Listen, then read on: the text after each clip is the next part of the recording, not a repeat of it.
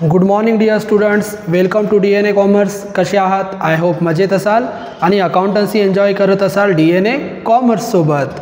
तर विद्यार्थी मित्रांनो, जसं की तुम्हाला माहिती आहे, सेकंड इयर BCom या वर्गासाठी आपली लेक्चर सिरीज चालू आहे आणि या लेक्चर सिरीजमध्ये आपण लिक्विडेशन ऑफ कंपनी हा टॉपिक शिकत आहोत. तर आजच्या लेक्चरमध्ये आपण नवीन प्रॉब्लेम सॉल्व करून घेणार आहोत. तर एक नवीन प्रॉब्लेम आहे आणि बऱ्याच ॲडजस्टमेंट दिलेले आहे, म्हणजे महत्त्वाचा प्रॉब्लेम आहे.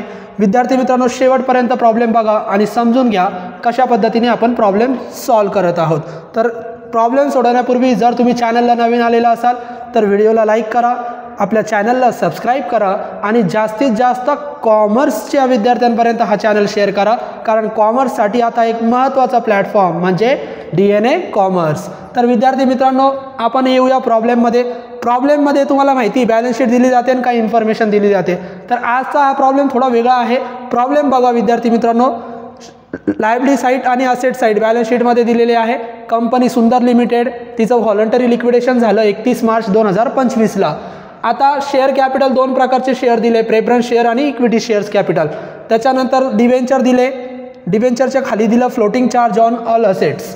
त्याच्यानंतर sundry creditors, plant and machinery, stock वगैरे असे असेट दिल्या आणि इन्फॉर्मेशन दिली. आपण इन्फॉर्मेशन वाचूया आणि समजून घेऊया काय काय ॲडजस्टमेंट दिलेले आहे. तर liquidator realise the assets as follow. लिक्विडेटरने खालील असेट्स विकलेले आहे. Plant and machinery 2 lakh, stock 80,000 and debtors ₹1 lakh. 3 asset त्याने विकल्या. त्याच्यानंतर दुसरी ॲडजस्टमेंट एक्सपेन्सेस ऑफ लिक्विडेशन, लिक्विडेशनचे एक्सपेन्सेस दिले 3,900. तिसरी ॲडजस्टमेंट लिक्विडेटरचं रेम्युनरेशन दिलं was fix on 2% on sale proceed. Asset रिअलाइजवर 2% आणि 2% on amount distributed to unsecured creditors. Unsecured क्रेडिटर्सला जी अमाऊंट दिली जाते त्याच्यावर 2%.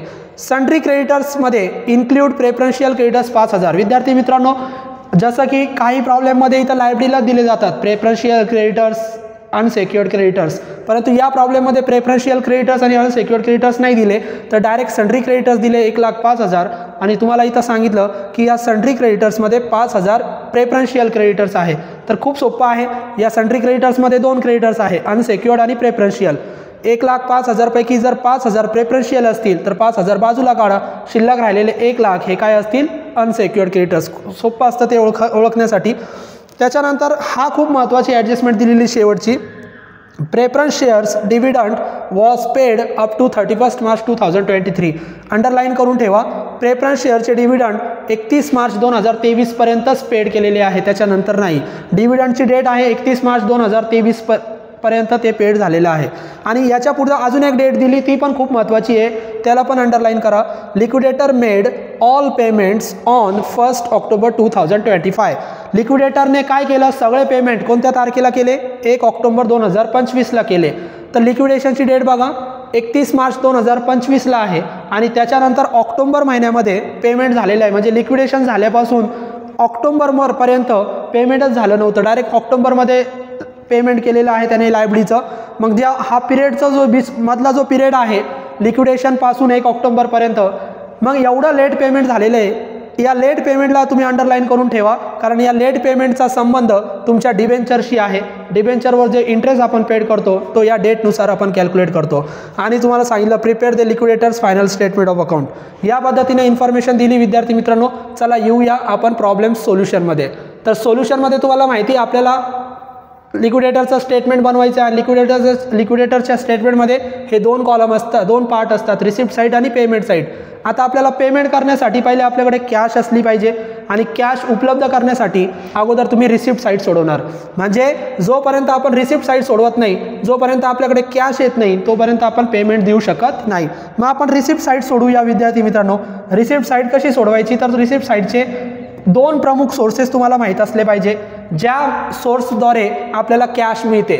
मग रिसिप्टचा पहिला सोर्स, जिथं जेव्हा कॅश मिळते तेव्हा आपण रिसिप्टला लिहिणार आणि रिसिप्ट साईटमध्ये जे काही कॅश उपलब्ध होईल त्या कॅशमधून आपण पेमेंट करणार. मग डायरेक्ट पेमेंट नाही सोडवायचं, पहिले अगोदर रिसिप्ट साईट सोडवायची. मग रिसिप्टचा पहिला सोर्स आपल्याला कॅश कुठून उपलब्ध होणार? तर रिसिप्टचा पहिला सोर्स मी थेरी लेक्चरमध्ये शिकवलेला आहे. याच लेक्चर सिरीजमध्ये जाऊन तुम्ही ते ऑर्डर ऑफ पेमेंटचं लेक्चर बघा आणि तुम्हाला तिथं समजेल की रिसिप्ट साईडला कोणकोणत्या सोर्सेसद्वारे आपल्याला कॅश मिळते.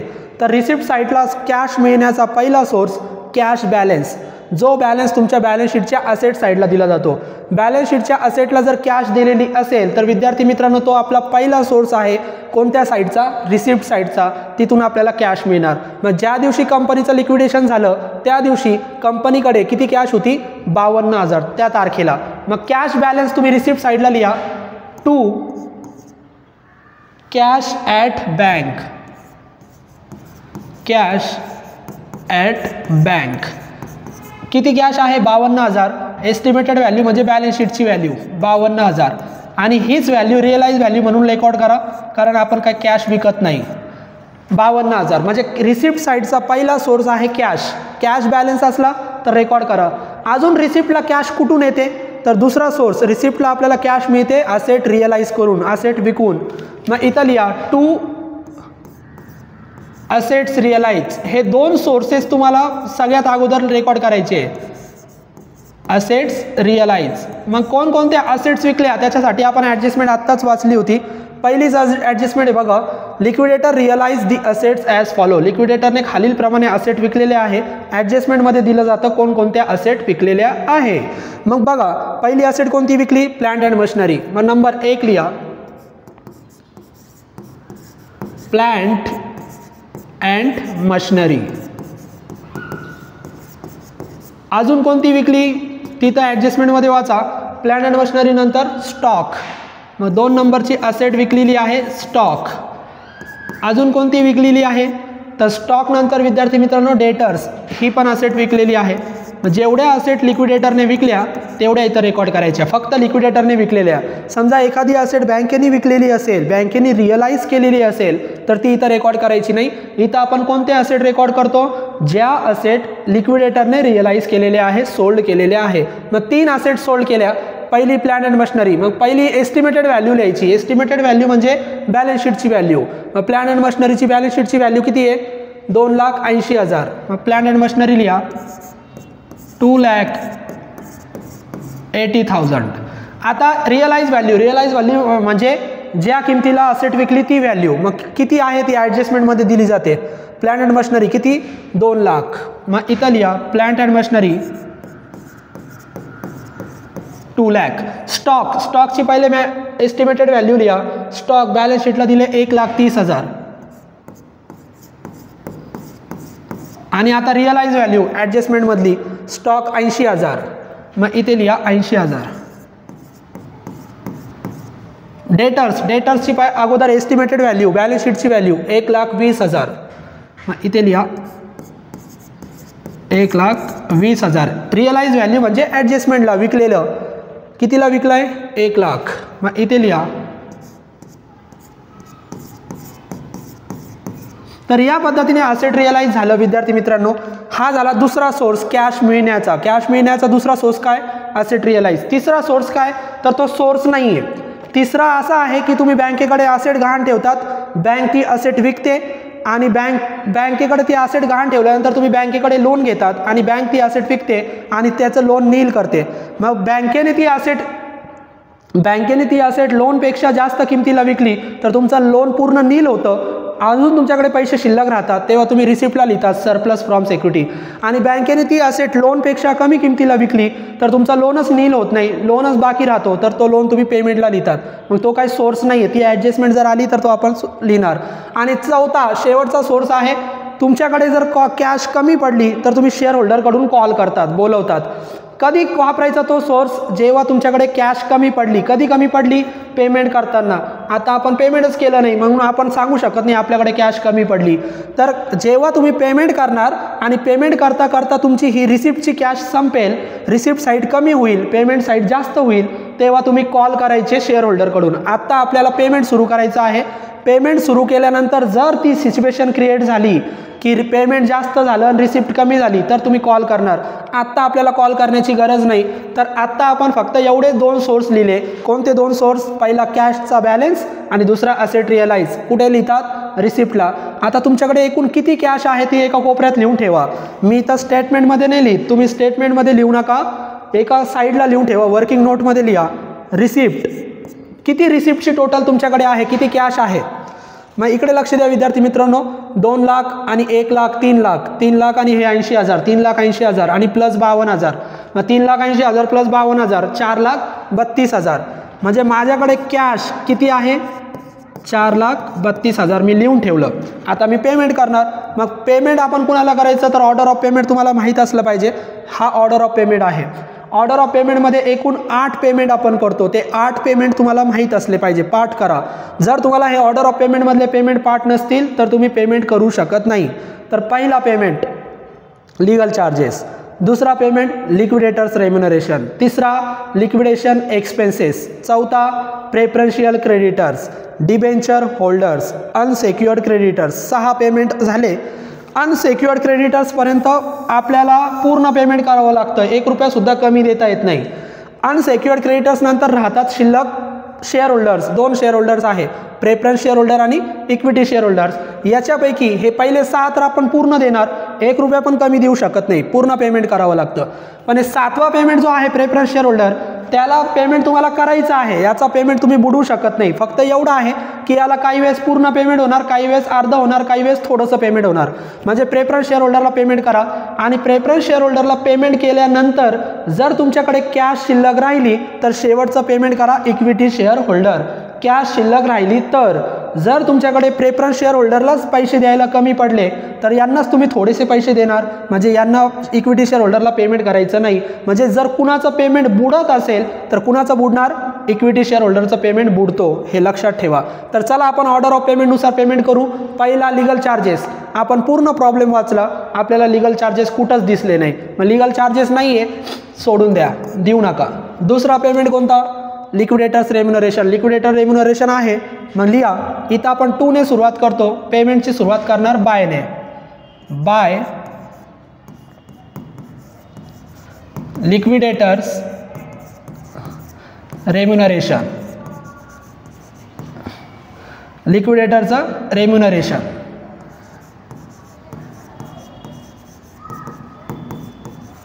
लिक्विडेटरचं रेम्युनरेशन द्यायचं विद्यार्थी मित्रांनो. लिक्विडेटरला आपण 4 प्रकारे रेम्युनरेशन देतो. थेअरीच्या लेक्चर सिरीजमध्ये तुम्ही बघू शकतात. पहिला त्याचा फिक्स ठरलेला रेम्युनरेशन असतो. दुसरा असेट रिअलाइज, ज्या असेट त्यांनी विकल्या त्याच्यावर त्याला रेम्युनरेशन दिलं जातं. तिसरं creditors, payment to preferential creditors आणि पेमेंट टू अनसेक्युअर्ड क्रेडिटर्स, असे 4 रेम्युनरेशन त्याला दिले जातात. प्रॉब्लेममध्ये रेम्युनरेशनची ॲडजस्टमेंट वाचायची आणि जितके रेम्युनरेशन सांगितले 2, 3, 4 तेवढे रेम्युनरेशन त्याला द्यायचे. मग वाचा. तिसरी adjustment, liquidators remuneration was fix at 2% on sale proceeds. 2% सेलवर सांगितलं. मग पहिला रेम्युनरेशन 2% ऑन सेलवर सांगितलं म्हणजे asset realise, 2% on assets realise. मग कंसामध्ये लिहा 2% ऑन असेट रिअलाइजची किंमत किती, परत ॲडजस्टमेंट बघायची नाही. असेट रिअलाइज इथं लिहिल्या होत्या. 3 असेट विकल्या, 2 लाखाला 1 विकली, 1 लाखाला 1 विकली आणि 80,000ला 1 विकली. तर यांच्या तिघांची टोटल करा, 2 आणि 80, 2,80,000 आणि हे 1 लाख, 3,80,000. मग 3,80,000वर 2% तुम्हाला अमाऊंट काढायची रेम्युनरेशनची. मग 3,80,000 2 शून्य कट केले तर 3,800, 3,800चा 1% तर 2% किती, 38 दुने 76, 7,700, 7,600. पहिला रेम्युनरेशन झाला. दुसरा रेम्युनरेशन कोणता दिला, प्रॉब्लेम वाचा आणि दुसरा रेम्युनरेशन द्या. मग प्रॉब्लेम बघा, दुसरा रेम्युनरेशन काय दिलं, असेट रिअलाइजवर 2% झालं. आता दुसरा रेम्युनरेशन, पहिला असेट रिअलाइजवर 2% दिला होता, आपण देऊन टाकला, तो किती आला, 7,600.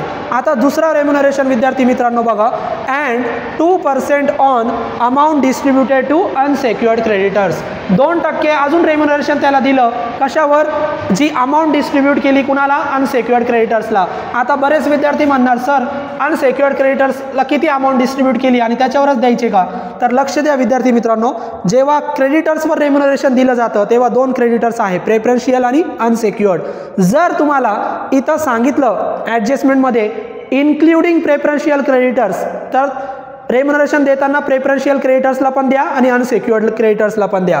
जर तुम्हाला सांगितलं एक्सक्लुडिंग प्रेफरन्शियल क्रेडिटर्स म्हणजे एक्सक्लुडिंग म्हणजे काय, प्रेफरन्शियल क्रेडिटर्स सोडून, मग फक्त अनसिक्युअर्ड क्रेडिटर्सला द्या. आता इथं इन्क्लुडिंग पण नाही आहे आणि एक्सक्लुडिंग पण नाही आहे, फक्त अनसिक्युअर्ड क्रेडिटर्स सांगितलं.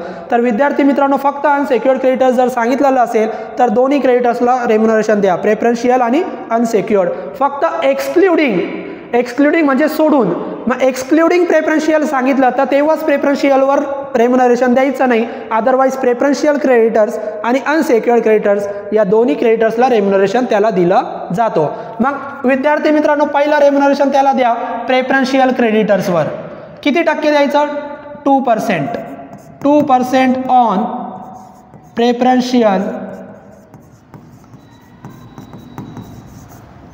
2% ऑन प्रेफरन्शियल क्रेडिटर्स. प्रेफरन्शियल क्रेडिटर्सवर 2% द्या. आता इकडं तर सन्ड्री क्रेडिटर्स दिले 1,05,000, मग कसे ओळखायचे, तर लक्ष द्या विद्यार्थी मित्रांनो. सन्ड्री क्रेडिटर्स म्हणजे हे जे टोटल क्रेडिटर्स तुम्हाला 1,05,000 दिले, सन्ड्री क्रेडिटर्स किती दिले, 1,05,000. तर असे टोटल क्रेडिटर्स जर तुम्हाला दिले 1,05,000 तर एक लक्षात घ्या, सन्ड्री क्रेडिटर्समध्ये 2 क्रेडिटर्स असतात, प्रेफरन्शियल आणि अनसिक्युअर्ड. याच्यातून प्रेफरन्शियल बाजूला केले की तुम्हाला अनसिक्युअर्ड मिळतील. मग इथं बघा प्रेफरन्शियल सांगितलेले होते. असे क्रेडिटर्स जर इथं डायरेक्ट दिले तर प्रेफरन्शियल क्रेडिटर्स कुठेतरी साईडला तुम्हाला खाली दिले जातील. तर इथं बघा सन्ड्री क्रेडिटर्स इन्क्लूड 4 नंबरची adjustment. Sundry creditors include preferential creditors ₹5,000. Sundry क्रेडिटर्समध्ये 5,000 काय आहे, प्रेफरन्शियल क्रेडिटर्स आहे. मग सन्ड्री क्रेडिटर्समधून प्रेफरन्शियल क्रेडिटर्स वजा करा, किती, 5,000.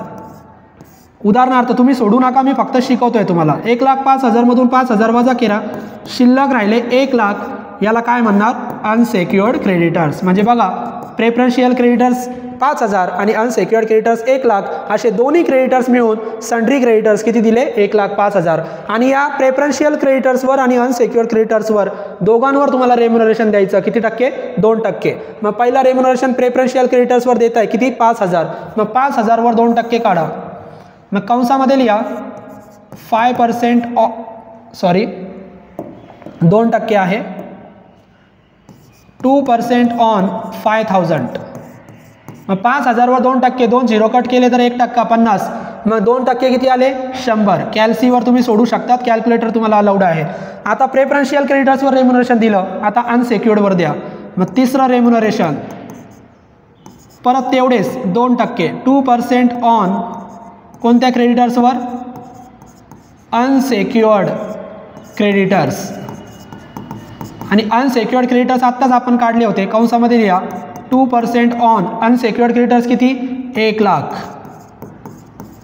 मग 1,00,000वर 2% काढा. मग 1,00,000वर 2% किती येतात, 2,000. मग इथे लिहा 2,000. तर या पद्धतीने आपण 3 रेम्युनरेशन काढले विद्यार्थी मित्रांनो, असेट रिअलाइजवर, प्रेफरन्शियल क्रेडिटर्सवर आणि अनसिक्युअर्ड क्रेडिटर्सवर. आता 3च रेम्युनरेशन दिले, चौथा जो रेम्युनरेशन होता ना फिक्स, तो दिलेला नाही.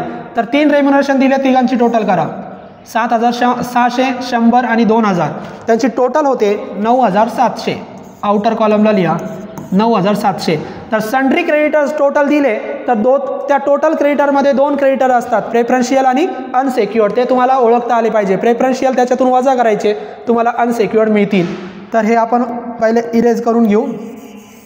आता रेम्युनरेशनचं पेमेंट आपण विद्यार्थी मित्रांनो दिलं, आता तिसरं पेमेंट द्यायचं. रेम्युनरेशनचं पेमेंट आपण दिलं, रेम्युनरेशन नंतर काय, एक्सपेन्सेस. मग प्रॉब्लेममध्ये एक्सपेन्सेस दिले जातात. प्रॉब्लेम बघा, मग प्रॉब्लेममध्ये ॲडजस्टमेंट नंबर किती, तर ज्या ॲडजस्टमेंट झाल्या त्यांना टिक करत चला. प्रॉब्लेममध्ये ॲडजस्टमेंट नंबर बघा 2 नंबरची, expenses of liquidation amounted to ₹3,900. किती दिले, 3,900. मग लिहा नवीन पेमेंट म्हणजे बायने सुरुवात करा, बाय लिक्विडेशन एक्सपेन्सेस आणि त्याची अमाऊंट डायरेक्ट आउटर कॉलमला लिहायची 3,900. Liquidation expenses 3,900. लिक्विडेशन एक्सपेन्सेस नंतरचं पेमेंट कोणतं, प्रेफरन्शियल क्रेडिटर्स. आत्ताच आपण बघितले होते, मग देऊन टाका बाय प्रेफरन्शियल क्रेडिटर्स.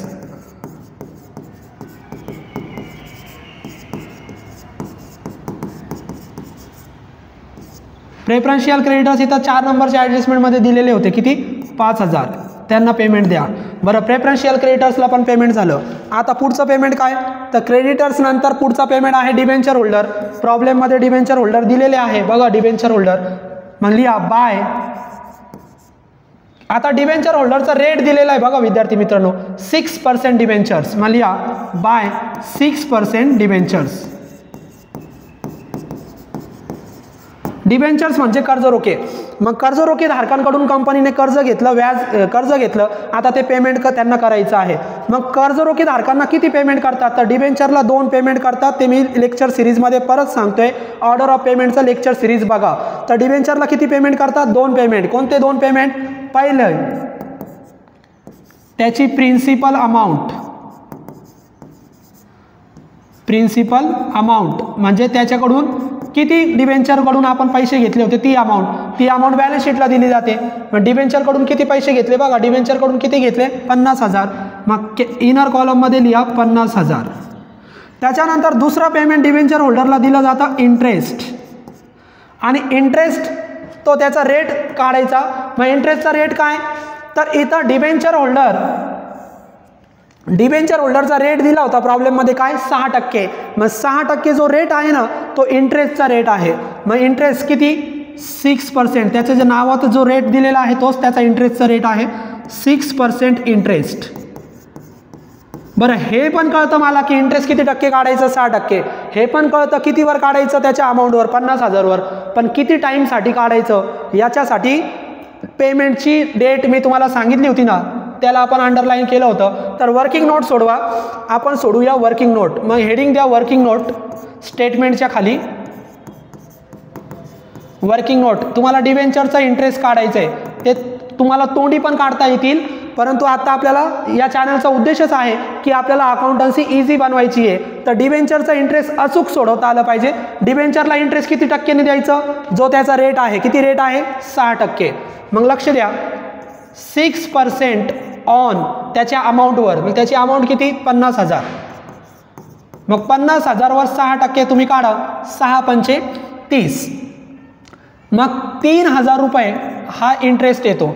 मग जो इंटरेस्ट तुम्ही 6% दराने 50,000वर काढला तो किती आला, 3,000. आणि हे जे आलेलं आन्सर असतं ना विद्यार्थी मित्रांनो, जे आलेलं उत्तर असतं ते असतं 1 वर्षासाठी, 1 इयरसाठी.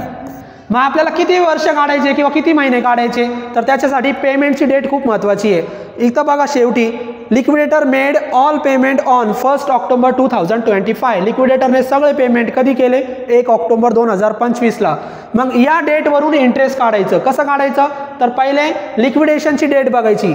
कधी कंपनी लिक्विडेशन झालं कंपनीचं, 31 मार्च 2025. मग लक्ष द्या, 31 मार्च 2025 टू कुठपर्यंत, ज्या दिवशी पेमेंट केलं तिथपर्यंत. 31 मार्चला लिक्विडेशन झालं आणि पेमेंट कधी केलं, 1 ऑक्टोबर 2025. मग तिथपर्यंत इंटरेस्ट द्या, 1 ऑक्टोबर. मग 1 ऑक्टोबर, ऑक्टोबर म्हणजे 10वा महिना, 1 ऑक्टोबर 2025 इथपर्यंत विद्यार्थी मित्रांनो टाइम काउंट करायचा. 31 मार्च पासून 1 ऑक्टोबर पर्यंत. मग मार्च पासून ऑक्टोबर पर्यंत. ऑक्टोबरच का घेतली, कारण ऑक्टोबरला पेमेंट केलं. मग ऑक्टोबरला पेमेंट केलं याचा अर्थ ऑक्टोबर पर्यंत घ्या. मग मार्च संपलं, 31 मार्च म्हणजे मार्च संपलं. एप्रिल, मे, जून, जुलै, ऑगस्ट, सप्टेंबर. ऑक्टोबर घ्यायचा का, तर नाही घ्यायचा, कारण ऑक्टोबरची पहिलीच तारीख आहे. मग ऑक्टोबर घेऊ नका. मार्च नंतर एप्रिल, मे, जून, जुलै, ऑगस्ट, सप्टेंबर. सप्टेंबर पर्यंत किती महिने झाले, 6 महिने. याचा अर्थ लिक्विडेशन झाल्यानंतर तुम्ही पेमेंट ज्या तारखेला केलं त्या तारखेपर्यंत तुम्ही किती महिने लेट झाले, 6 महिने लेट झाले. मग 6 महिन्याचा तुम्हाला काय द्यावं लागेल, 6 महिन्याच्या या वर्किंग नोटला नाव द्या इंटरेस्ट ऑन डिबेंचर. आपण नाव द्यायचं विसरलो, वर्किंग नोटला नाव द्या इंटरेस्ट ऑन डिबेंचर. इंटरेस्ट काढतोय आपण डिबेंचरवरचं. मग डिबेंचरला इंटरेस्ट द्यायचं किती महिन्याचं, 6 महिन्याचं. आता एकदम सोपं आहे. 1 वर्षाचं इंटरेस्ट तुम्ही काढलं होतं, 1 वर्षाचं किती, 3,000. तर 6 महिन्याचा किती, 1 वर्षात 12 महिने असतात. मग 12 महिन्याचा 3,000. तर 6 महिन्याचा किती, 6 महिन्याचा त्याचा निम्मे. मग इंटरेस्ट किती आला, इंटरेस्ट फॉर 6 मंथ. मग एका वर्षाचं 3000 आलं होतं, त्याचे निम्मे करा म्हणजे किती आलं 1500. किती टक्के इंटरेस्ट 6%. मग आपण सोडवलं किती टक्के इंटरेस्ट आलं 6% इंटरेस्ट. किती महिन्यासाठी 6 महिन्यासाठी 1500 रुपये. मग पेमेंटमध्ये या. मग इकडे पेमेंटमध्ये इंटरेस्टच्या पुढे कंसात लिहा 6 मंथ. 6 मंथ कसे कॅल्क्युलेट केले सगळ्यांना समजलेलं असेल. किती आलं होतं 1500. दोघांची टोटल करा आणि आउटरला लिहा 51500. 51500 आपण यांना देऊन टाकले. तर 6% इंटरेस्ट 6 महिन्यासाठी. महिने आपण कसे काउंट केले लिक्विडेशनच्या डेटपासून पेमेंटच्या डेटपर्यंत. पेमेंट होता 1 ऑक्टोबर. किती महिने 6 महिन्याचं काढायचं. आता पुढचा पेमेंट डिबेंचर नंतर पेमेंट कोणता देतात अनसेक्युअर्ड क्रेडिटर्स. मग पेमेंट द्या बाय अनसेक्युअर्ड क्रेडिटर्स. मग अनसेक्युअर्ड क्रेडिटर्सला विद्यार्थी मित्रांनो पेमेंट द्यायचं आपल्याला आता माहिती आहे 1,05,000 पैकी 5,000 प्रेफरन्शियल क्रेडिटर्स आहे. तर अनसेक्युअर्ड क्रेडिटर्स किती 1,00,000. डायरेक्ट आउटरला लिहा 1,00,000. अनसेक्युअर्ड क्रेडिटर्सला पण पेमेंट दिलं. आता मी तुम्हाला काय सांगितलं अनसेक्युअर्ड क्रेडिटर्स इथपर्यंत 6 पेमेंट हे आपल्याला टोटल पेमेंट द्यायचं 1 रुपया पण कमी द्यायचा नाही. 6 पेमेंट दिले. आता 6 पेमेंट दिल्यानंतर तुम्ही कॅश चेक करायची की तुमच्याकडे कॅश कमी आहे का जास्त आहे. कॅश किती होती 4,32,000. आता एवढे पेमेंट केले या पेमेंटची टोटल करा आणि चेक करा रिसिप्ट जास्त आहे का पेमेंट जास्त आहे. जर पेमेंट जास्त असेल पेमेंट जास्त झालं असेल रिसिप्ट कमी पडत असेल तर रिसिप्ट साईडला कॅश तुम्हाला आणावी लागेल. आणि रिसिप्ट जास्त असेल पेमेंट कमी असेल तर तुम्हाला पेमेंट कंटिन्यू ठेवायचे रिसिप्ट जास्त असली तर. मग चेक करा रिसिप्ट जास्त आहे का कमी आहे. तर आता पेमेंटची टोटल करा 9,700 3,900 5,000 51,500 आणि 1,00,000. पेमेंट साईडची टोटल करा आणि पेमेंट साईडची जर टोटल केली तर ती येते इथं लिहून ठेवतो मी. पेमेंट साईडची टोटल 1,70,000 1,70,000 किती येणार 1,70,100. कॅल्सीवर करा तुम्ही. पेमेंटची टोटल आली 1,70,100. आपल्याकडे किती कॅश आहे विद्यार्थी मित्रांनो 4,32,000. आणि आत्तापर्यंत एवढंच पेमेंट झालं. अजून पण आपल्याकडे कॅश जास्त आहे रिसिप्ट जास्त आहे. तुम्हाला रिसिप्टला कॅश आणण्याची गरज नाही. तुम्ही पेमेंट चालू ठेवू शकतात. मग पेमेंट चालू ठेवा. मग अनसेक्युअर्ड क्रेडिटर्स नंतर कोणता पेमेंट द्यायचा प्रेफरन्स शेअर होल्डर देऊन टाका. मग पुढचा पेमेंटचं नाव लिहा बाय प्रेफरन्स शेअर होल्डर्स. जर प्रेफरन्स शेअर होल्डर्स आता आपण पुढचा पेमेंट पण देतोय कारण आपल्याकडे कॅश जास्त आहे. जर रिसिप्ट कमी पडली असती तर आपण पेमेंट कंटिन्यू केलं नसतं. आपण पहिले रिसिप्टला कॅश आणली असती. आता रिसिप्ट जास्त आहे कॅश आणायची गरज नाही. पेमेंट सुरू करा. Preference shareholder. Preference share होल्डरला 2 पेमेंट देतात विद्यार्थी मित्रांनो. हे पण मी तुम्हाला शिकवलेलं आहे. जसे डिबेंचर होल्डरला 2 पेमेंट दिले बघा. डिबेंचर होल्डरला 2 पेमेंट कोणते एक त्याची अमाऊंट 50,000 आणि एक त्याचं इंटरेस्ट. तसं प्रेफरन्स शेअर होल्डरला पण 2 पेमेंट देतात. एक त्याचं कॅपिटल आणि एक त्याचं डिव्हिडंड. डिव्हिडंड कधी द्यायचं जर प्रेफरन्स शेअर होल्डरचा रेट दिलेला असेल. इथं रेट दिलेला आहे बघा 5%. तो 5% म्हणजे त्याचा डिव्हिडंड. मग त्यावेळेस तुम्ही त्याला डिव्हिडंड पण द्या आणि त्याचं कॅपिटल पण द्या. तर पहिले काय द्यायचं विद्यार्थी मित्रांनो तर अगोदर आपण त्याला देणार डिव्हिडंड. मग इथं रेकॉर्ड करा प्रेफरन्स शेअर होल्डरमध्ये नंबर 1 किती टक्के डिव्हिडंड देणार 5%. त्याच्या नावातच आहे 5% डिव्हिडंड. आता डिव्हिडंड तुम्हाला काढता आलं पाहिजे. जसं इंटरेस्ट काढलं होतं ना 1,500 तसं डिव्हिडंड तुम्हाला कॅल्क्युलेट करता आलं पाहिजे. लिहा working note number 2 5% dividend on preference shares. Preference shares capital. Preference share capital जो आहे त्याच्यावर 5% डिव्हिडंड काढा. मग पुढच्या ओळीवर लिहा 5% ऑन. त्याचं कॅपिटल किती आहे प्रेफरन्स शेअरचं कॅपिटल आहे 2,00,000. मग 2,00,000वर 5% काढा. मग 2,00,000वर 5% काढले तर किती येतं 10,000 रुपये. जसं इथं आलं होतं बघा 3,000. आलेलं उत्तर किती वर्षाचं असतं 1 वर्षाचं. मग एक लक्षात घ्या हे उत्तर किती वर्षाचं आहे 1 वर्षाचं आहे. म्हणजे 10,000 रुपये डिव्हिडंड 1 वर्षासाठी आहे. मग एका वर्षाचा डिव्हिडंड 10,000 आहे, एका वर्षाचा डिव्हिडंड 10,000.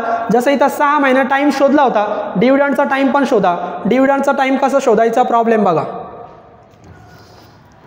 डिव्हिडंडची डेट दिलेली होती, preference share dividend was paid up to 31 March 2023. 31 March 2023 पर्यंत डिव्हिडंड दिला, त्याच्यानंतर डिव्हिडंड दिलाच नाही. मग या तारखेपासून लिक्विडेशनच्या तारखेपर्यंत मग 31 मार्च 2023 टाईम काढा. 31 मार्च 2023 टू कुठपर्यंत, जोपर्यंत लिक्विडेशन होत नाही तोपर्यंत. मग लिक्विडेशन कधी झालं, 31 मार्च 25. मग 31 मार्च 2025 हा टाईम काढायचा. जसं इथं टाईम काढला होता ना 6 महिने, तसं डिव्हिडंड 2023 पर्यंत पेड केला. इथं बघा, dividend was paid up to 31 March 2023. 2023 पर्यंतच पेड केला, त्याच्यानंतर डिव्हिडंड पेडच केला नाही. मग त्याच्यानंतर पेड करा. 2023 पासून 2025 लिक्विडेशन होण्यापर्यंत तेवढा डिव्हिडंड पेड करा. मग हा डिव्हिडंडचा टाईम किती झाला, 2023 ते 2025, 2024 आणि 2025 किती वर्ष झाले, 2 वर्ष. मग आपल्याला टाईम मिळाला 2 वर्ष. मग आपल्याकडे एका वर्षाचं उत्तर माहिती आहे, एका वर्षाचं उत्तर 10,000. मग पुढच्या ओळीवर एका वर्षाला 10,000, 10,000 गुणिले 2 इयर्स. मग डिव्हिडंड किती आलं, डिव्हिडंड आलं 20,000. तर या पद्धतीने तुम्हाला डिव्हिडंड सोडवता आलं पाहिजे. 2 वर्ष 2023 पर्यंत डिव्हिडंड दिला होता, त्याच्यानंतर दिलाच नाही, तर 2 वर्षाचा डिव्हिडंड काढा. एका वर्षाचा 10,000 तर 2 वर्षाचा 20,000. पेमेंटच्या स्टेटमेंटमध्ये या आणि डिव्हिडंड द्या. कंसामध्ये लिहायचं ॲरियर्स.